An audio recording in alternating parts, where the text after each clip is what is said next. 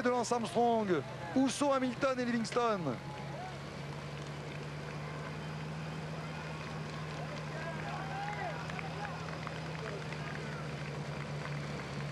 Jean-Paul? Oui, pratiquement toute l'équipe est derrière. Hein.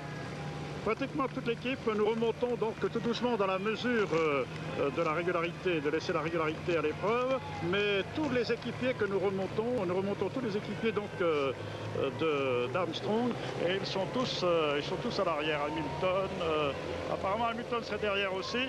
Je viens de voir Incapi qui regarde, etc. Donc ils sont tous à l'arrière apparemment. Il reste bien quand même dans ce groupe. On va regarder ça avec la caméra. Jean-René? Oui, Patrick, écoutez, je viens de regarder de nouveau entièrement. Je vous avais annoncé tout à l'heure que Jalabert n'était plus dans ce groupe, mais qu'il restait un des deux leaders de la ONC, c'est Abraham Olano. Abraham Olano est toujours dans ce groupe, mais en avant-dernière position. Et en ce qui concerne la présence d'équipiers, je vous confirme que dans ce groupe, Lance Armstrong est isolé. Il n'y a plus aucun coureur de l'US Postal à part Lance Armstrong dans ce groupe que l'on appellera le groupe des favoris, puisque seul Escartine, parmi les candidats au podium à Paris le 23 juillet, seul pour l'instant Escartine se trouve dans un groupe juste devant. Voilà donc très précisément la composition de ce groupe dans lequel il y a 3 et 3, 6 et 3, 9, 12, 15, 18, 20, 22, 24, 25, 26, 27 coureurs, Patrick. Il y a 27 coureurs dans le groupe Ulrich, Pantani, Armstrong. Il y a 27 coureurs.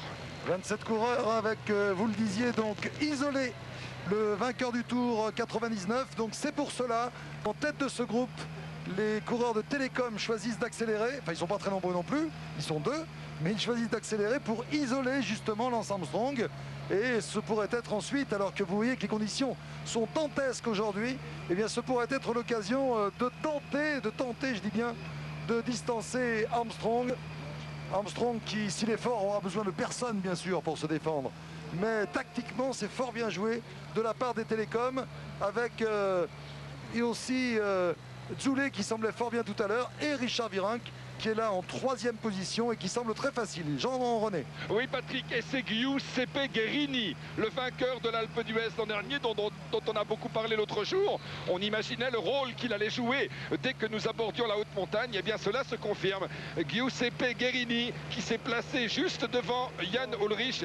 Et c'est lui, puis depuis un bon moment maintenant, assure le rythme de ce groupe, avec dans la roue de Jan Ullrich, Richard Virenque, et dans la roue de Richard Virenque, Lance Armstrong. Et en ce qui concerne la météo, bon, je n'ose même plus vous parler de la pluie car elle tombe sans arrêt, mais nous sommes maintenant dans le brouillard. Ce n'est pas encore pour l'instant un brouillard très épais, mais il existe. Mais il suffit de regarder devant nous pour constater qu'il aura bien sûr tendance à s'épaissir plus nous allons approcher du sommet de l'Aubisque.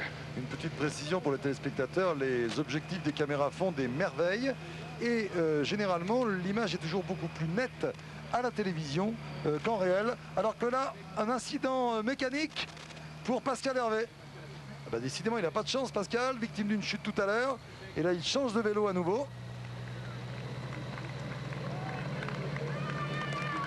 Peut-être a-t-il voulu récupérer son vélo d'origine. Non, c'est un vélo de remplacement. Et peut-être va-t-il se mettre maintenant au service de Richard Virenque. Il va attendre son leader et se mettre à son service. C'est bien joué de la part de Pascal Hervé. Alors que Guerini fait toujours autant de travail. Il accélère encore avec Ulrich dans sa roue. Richard Virenque, Alex Zoulet.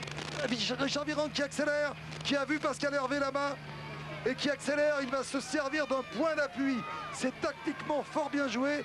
Il va se servir d'un point d'appui, Richard Virenque, pour tenter de s'envoler là-bas. Quelle va être la réaction du peloton? Alors que Jackie Durand, semble-t-il, a été repris.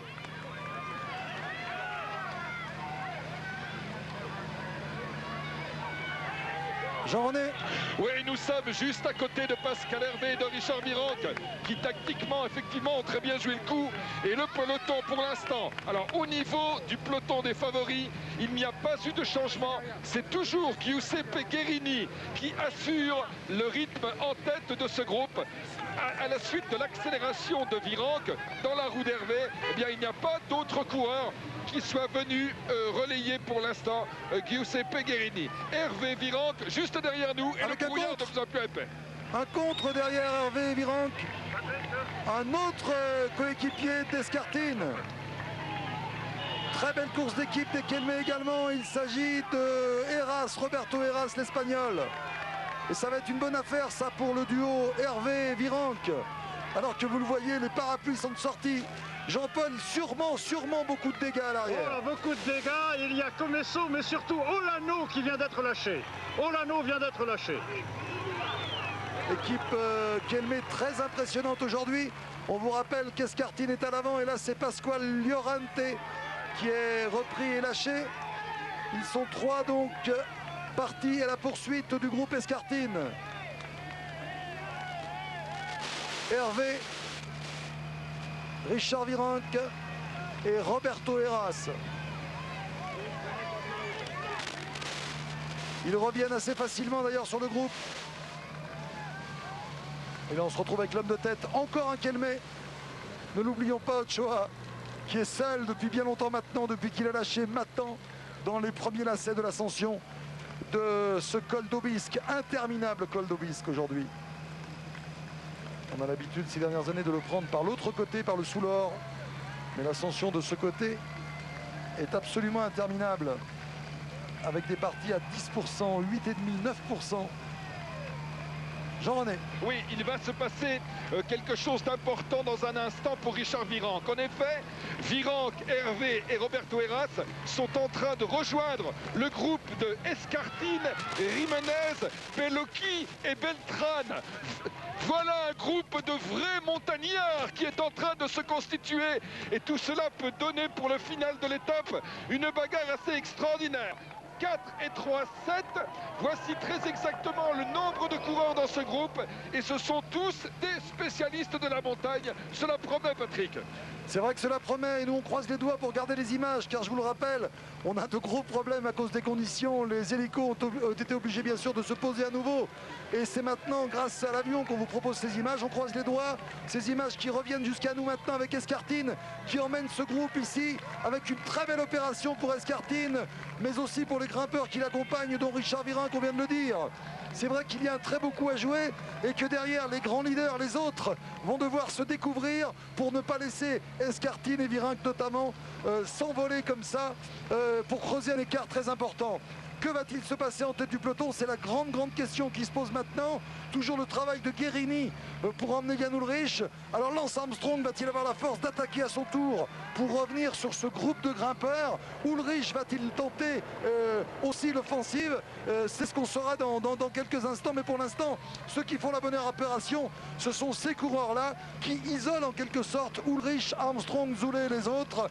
Les grimpeurs purs, comme disait Jean-René, sont là et peuvent complètement bouleverser les données de ce Tour de France. Ouais, c'est possible, d'autant plus que ce qui est inquiétant pour Armstrong, il a fait rouler son équipe pendant 7 ou 8 km et d'un seul coup il n'a plus personne. Il n'a pas une équipe aussi forte que l'année dernière autour de lui. L'équipe Télécom est dans le même cas, heureusement que Guerini est très solide parce que lui aussi ça fait très longtemps qu'il roule. Dans un moment il sera bien obligé de se relever. Tout seul il ne peut pas tenir tête à tout ce groupe de grimpeurs qui vient de se détacher.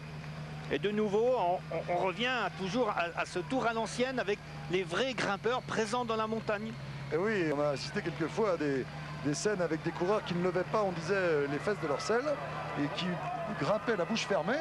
Et là, tous les coureurs maintenant ont des attitudes très différentes. Et les vrais grimpeurs retrouvent un peu leur terrain de prédilection. Et c'est beaucoup plus difficile là pour tous ceux qui tentent de sauver leur position de leader. Mais on le répète, la grande opération aujourd'hui, elle est pour l'instant pour Escartine et Virenque. Accompagné ici, n'oublions pas, de Jiménez aussi. Jean-René. Oui, Patrick, dans un brouillard que l'on ne réalise peut-être pas à cause de la perfection des objectifs, mais je peux vous dire qu'il y a un vrai brouillard. Nous sommes en train de traverser Gourette, le dernier palier avant la dernière partie de l'ascension de l'Aubisque, et l'écart est en train de se creuser entre le groupe de Richard Virenque et le groupe de Fernando Escartine. Nous allons nous arrêter dès que nous allons le pouvoir, c'est-à-dire ici. Jean-René, on a assisté à quelque chose de très intéressant. On a vu Richard Virenque donner une petite pousse à Pascal Hervé et lui demander de se porter à l'avant. Alors Richard Virenque a besoin d'un nouveau point d'appui.